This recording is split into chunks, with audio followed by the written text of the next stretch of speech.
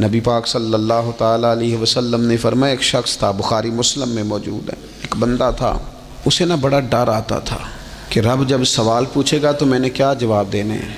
اور ہمیں ہمارے نبی پاک علیہ السلام نے فرمایا بھی ہے، حضور نے فرمایا رب تم سے نہ 5 سوال پوچھے گا قیامت کے دن اپنے سامنے کھڑا کر۔ ساری تیاری لائق بچے بھی جب کر لیتے ہیں نا پیپر دینے کی، ذہین بچے ساری تیاری کر کے نا تو کمرہ امتحان میں جاتے ہوئے پھر بھی ڈرتے ہیں اور کہتے ہیں حضرت صاحب دعا کرنا میرا پیپر ہے۔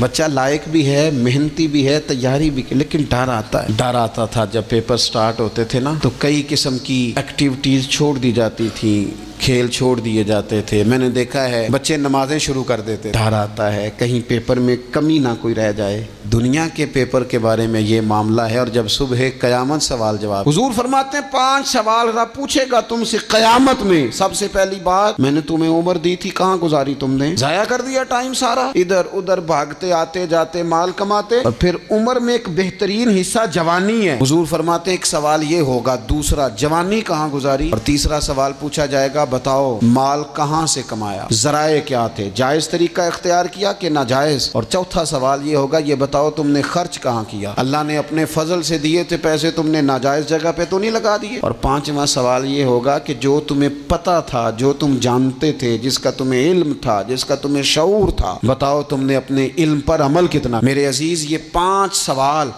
نبی پاک علیہ السلام فرماتے ہیں ایک بندہ تھا جو بڑا ڈرتا تھا رب کی بارگاہ میں کھڑا ہونے سے، اتنا ڈرتا تھا کہ خوف طاری ہو گیا، اس پر خشیت پیدا ہو گئی۔ اس نے اپنے بچوں سے کہا جب میں مر جاؤں نا، یہ صحیح حدیث میں موجود، جب میں مر جاؤں نا تو مجھے جلا دینا، اور پھر اگر میرے وجود کا کچھ حصہ بچ جائے تو اسے پیس دینا، پھر اسے ہوا میں اڑا دینا، مجھے ختم کر دینا، میں اپنے رب کی بارگاہ میں کھڑا ہو کے سوالوں کا جواب نہیں دے سکتا۔